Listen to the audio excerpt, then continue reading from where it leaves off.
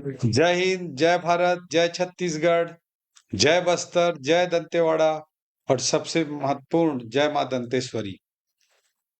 आज आ, हम लोग आप सब लोगों से चर्चा कर रहे हैं कि जगरगुंडा की बात 14 साल पहले 13-14 साल पहले जब मैं कलेक्टर हुआ करता था दंतेवाड़ा में, सुकमा क्षेत्र में,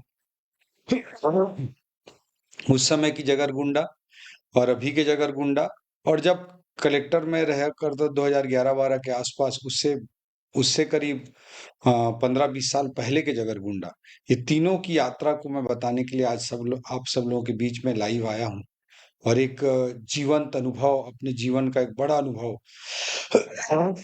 आप लोगों के साथ मैं शेयर करना चाहता हूँ। कल हम लोग जगरगुंडा गए, पूरे रायपुर से लेकर जगदलपुर, जगदलपुर से केसलूर होते हुए एजुकेशन सिटी, जवांगा होते हुए गीदम, फिर दंतेवाड़ा, दंतेवाड़ा में रुके थे। फिर मॉर्निंग में दंतेवाड़ा से कुआंकोंडा, नकुलनार होते हुए पालनार, और पालनार से समेली, अरनपुर, कोंडा सांवली होते हुए जगरगुंडा की यात्रा है। पूरा रायपुर से जगरगुंडा लगभग 500 किलोमीटर की यात्रा हम लोग किए, और पर्पज था वहां पर एक बैंक का इनॉग्रेशन करना।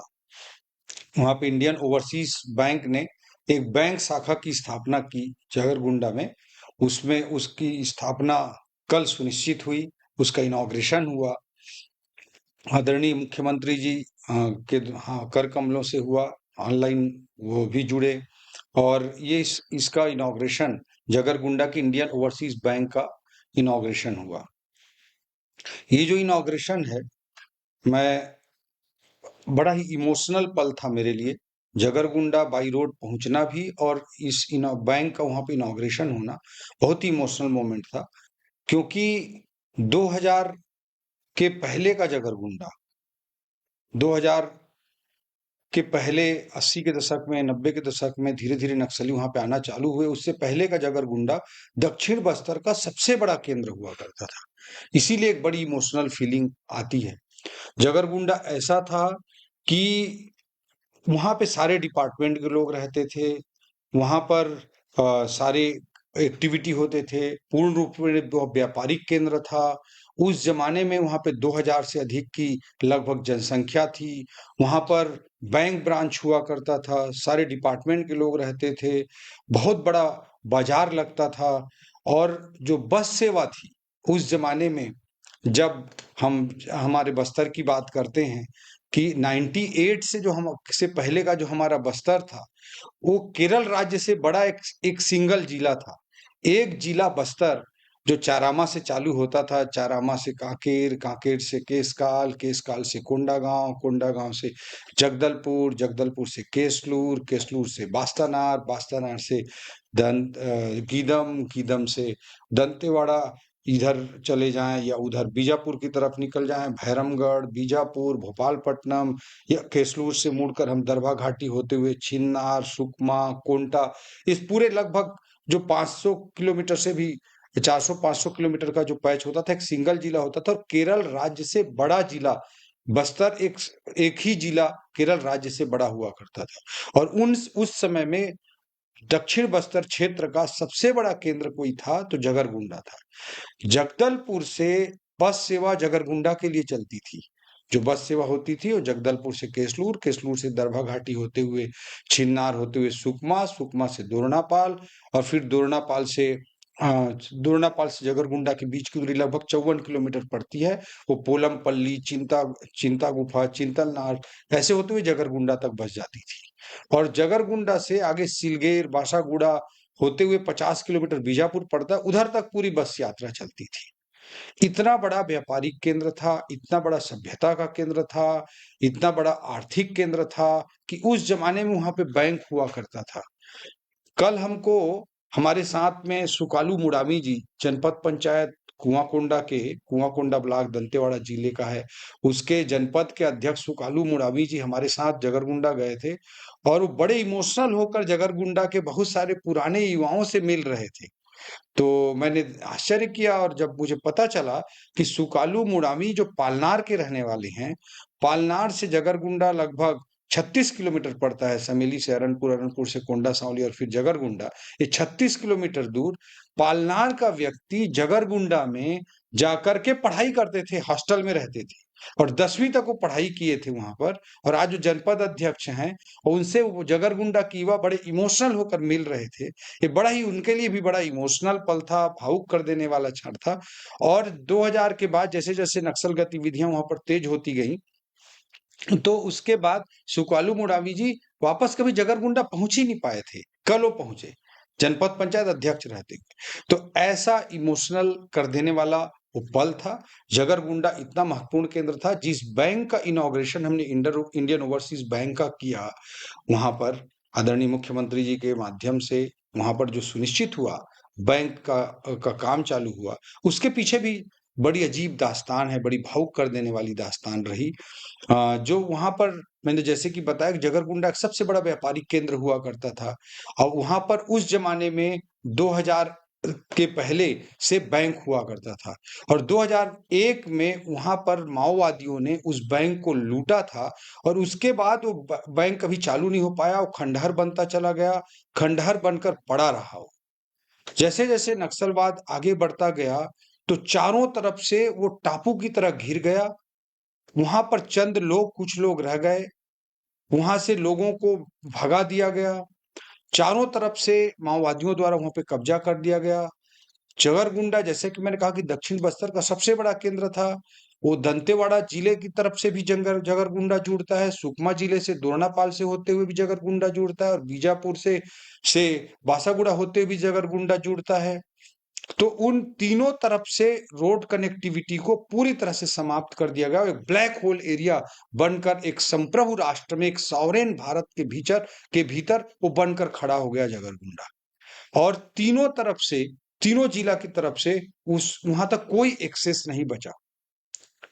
स्थिति मैं बताना चाहूंगा, जब मैं 2011 में वहां कलेक्टर बनकर गया, तो मैं अपने ज्वाइनिंग के दूसरे तीसरे दिन ही मुझे ले जाया गया मोरपल्ली। वहां पर एक जांच कमीशन आ रहा था दिल्ली से, इसके लिए मुझे औपचारिक रूप से ले जाया गया उनके साथ में।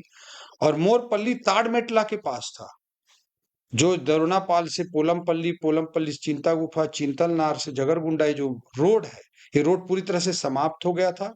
वहां पर बाई हेलीकॉप्टर हमें ले जाया गया और चिंतलनार के सीआरपीएफ कैंप उस जमाने में भी स्थापित हो चुका था, वहां से बाई रोड मोरपल्ली ले जाया गया। वहीं पास में ताड़मेटला था, रोड से लगभग चंद दूरी पर ही ताड़मेटला स्थित है।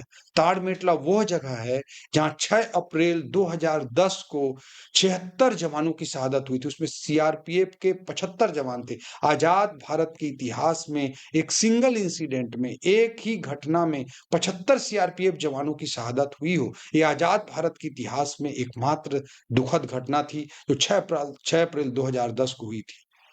वहां पर जब मैं जाकर देखा कि वहां की जिंदगी कैसी है, वहां ना कोई सरपंच जो सरपंच रहते भी थे, वो माओवादियों के डर से कहीं दूर रहते थे, वो कहीं पहुंच नहीं पाते थे, ना कोई पटवारी जाता था, ना कोई आंगनवाड़ी कार्यकर्ता जाती थी।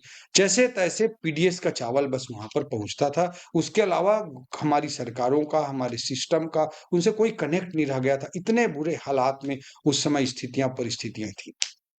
मैं अपने ज्वाइनिंग के 3-4 दिन बाद ही सीओ जनपद पंचायत एक थे, उनके साथ कुआंकोंडा के, उनके साथ वो मुझे फूलपाट झरना लेकर चले गए। फूलपाट झरना देखा मैं, इतना भव्य झरना, इतना सुंदर झरना, इतने टूरिज्म की संभावनाओं वाला झरना। लेकिन मैं जब फूलपाट झरना से वापस आ रहा था, तभी एसपी का मेरे पास फोन आ गया। उन्होंने कहा कि आप फूलपाट झरना गए थे क्या? तो मैं बोला हाँ। तो ठीक से देखे कि नहीं, वहां माओवादियों की, नक्सलियों की मीटिंग चल रही थी कि नहीं चल रही थी? तो इस तरह के हालात थे कि दिन में खुलेआम फूलपाड़ में, पालनार में माओवादी, नक्सली वहां पर घूमा करते थे और कोई डेवलपमेंट का प्रोसेस नहीं हो पाता था। उन विकट परिस्थितियों में तत्कालीन सरकार के राजनीतिक इच्छा शक्ति से, प्रशासनिक रूप से काम करते हुए हमने प्रयास किए और सबसे पहले हमने पूरा प्रयास किया कि कुआंकोंडा नकुलनार से पालनार को जोड़ा जाए। उस समय वो जुड़ पाया, वो उतना कठिन काम नहीं था। लेकिन हमने बड़ा उस समय की दृष्टि से दुस्साहसिक काम करने का प्रयास किया, वो था पालनार से अरनपुर तक रोड बनाने का काम 18 किलोमीटर तक। ये ऐसा था जैसे नक्सलियों की राजधानी में रोड बनाना हो, इस तरह का दुष्कर कार्य था। पालनार में ही दिन में खुलेआम नक्सली घूमते थे। उन परिस्थितियों से उन परिस्थितियों में पहले हमने पालनार से समेली 9 किलोमीटर की और समेली से अरनपुर अगले 9 किलोमीटर के रोड की योजना तत्कालीन बनाई।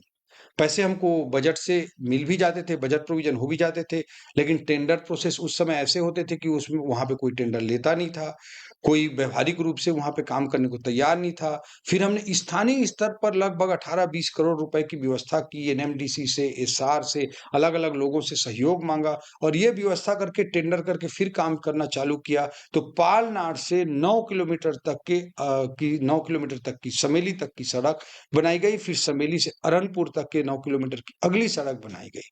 सड़क बनाने के लिए हमारे सीआरपीएफ के जवान, हमारे डिस्ट्रिक्ट पुलिस के जवान एक साथ 300-400 लोग सड़क बनाने वाले मशीनों को, गाड़ियों को घेर करके एक साथ जैसे युद्ध करने जा रहे हो, जैसे चलते हुए जाते थे, चारों तरफ से घेरते थे, मजदूर भी उसी बीच में रहते थे, रोड बनाने का काम चलता रहता था और फिर वो 4-5 घंटे बस मुश्किल से चलता था और जैसे-जैसे शाम ढलने को होती थी उससे पहले ही दोपहर के जस्ट बाद 3-4 बजे ही वापस सब लोग वापस आ जाते थे। इस तरह से वो रोड बनाने का काम किया जाता था। कभी भी अचानक फायरिंग होने लगती थी, कभी भी रोड लैंडमाइन ब्लास्ट हो जाता था। अनेक हमारे वीर जवान साथियों ने उस समय आज से 13 साल पहले करीब वहाँ पर शहादत देने का काम किया।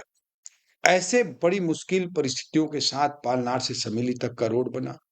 समेली में कैंप स्थापित हुआ, वहाँ पर हॉस्टल आश्रम को थोड़ा ठीक करने का प्रयास किया गया। जैसे-जैसे हम आगे बढ़ते गए, वहाँ सुविधाओं को विस्तारित करने का काम प्रारंभ किया गया।